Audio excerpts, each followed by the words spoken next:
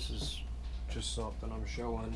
This is just how to make a couple of cheapo boxes. I've got some bee equipment over at my place, but I've caught 2 swarms and I don't want to pay $100 for a box.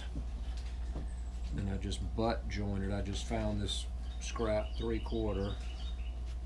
These are 19 7/8 by 16 1/4, and that's 3/8 deep and 5/8 down. And I've got some old cypress scrap, because again, which I've never just put handles on there, but that's pretty cool, because then when you lean your box up, it leans up. And I had a piece of this I found in the dump. So this fur, this was 2 by 12 fur, so that's supposed to be weather resistant.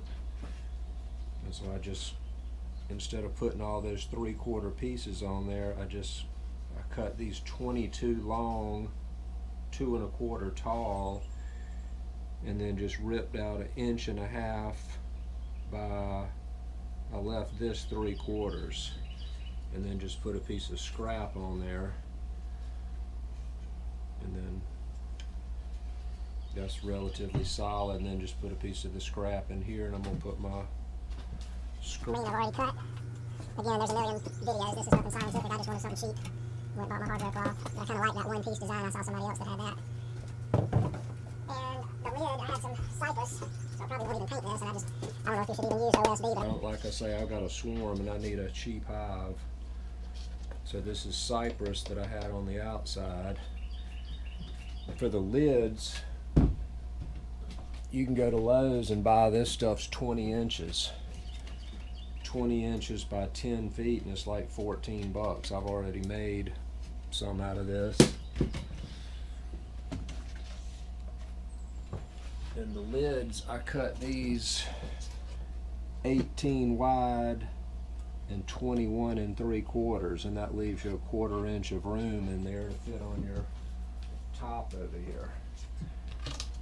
And then this, that leaves, with it 20 inches, that leaves a perfect 1 inch overhang.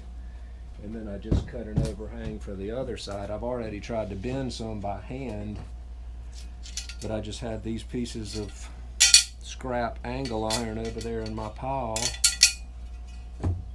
And this, again, I'm not making a full video like everybody does with all the editing. I mean, if you're mechanical, you can figure most of this out, which is what I've done. But see that, you put that right there on the line, pinch your 2 pieces of angle iron together, pinch it really tight, bend it over like that. I've seen the guy that makes all these cool things, and he's got a brake.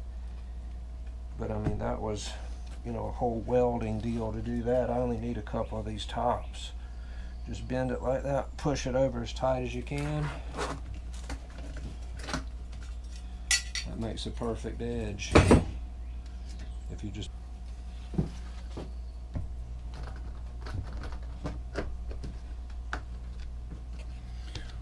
boom, and you can figure out the rest. I've already got that marked. I'll bend it down and cut my corners. That won't be too bad. That should work fine, and then put some paint on it. If I get a couple of years out of them, good to go. I'm gonna paint that. And I just took a piece of bead board that I probably did a bathroom out of or something in the house. So that's that. Alright, I'm just showing how I finished that up and how those corners came out. They came out pretty good. That's with my little cheapo angle iron brake. Those are just 24-inch pieces of angle iron I got out of the dump, and that makes that edge pretty darn nice actually.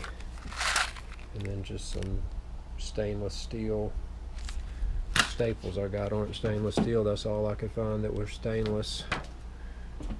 And so that bent that up pretty good, and there's really nothing to catch your fingers on. So I think that'll work out nice.